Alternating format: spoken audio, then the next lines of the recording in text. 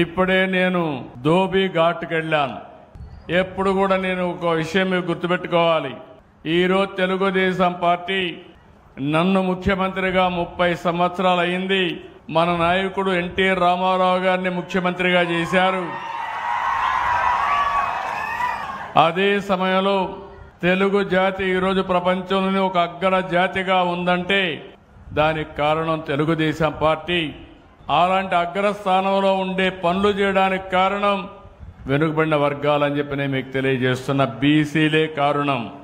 అందరూ అటు ఇటు మారతారు కానీ బీసీలు మాత్రం ఎప్పుడూ తెలుగుదేశం పార్టీనే బలపరిచారు, ఓట్లేశారు, గౌరవించారు, గెలిపించారు. అలాంటి బీసీలకు అన్ని విధాల న్యాయం చేసిన పార్టీ తెలుగుదేశం పార్టీ. ఈరోజు ఎన్డీఏ.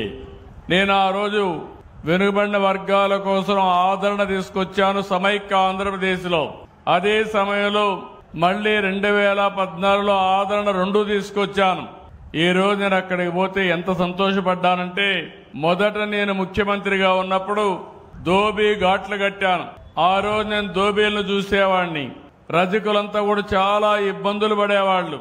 ఎక్కడన్నా బావుల దగ్గరికి వెళ్లి అక్కడ బట్టలు ఉతకాలంటే అక్కడ రైతు ఒప్పుకునేవాడు కాదు. ఇంకో పక్క ఒకప్పుడు మనం చూస్తే గాడిదల మీద ఈ బట్టలు ఎత్తిపెట్టి ఎంతో దూరం వాగులు వంకల దగ్గరికి వెళ్లి ఎక్కడెక్కడో తిరిగి బట్టలు ఉతికి మళ్ళా తీసుకొచ్చేవాళ్లు.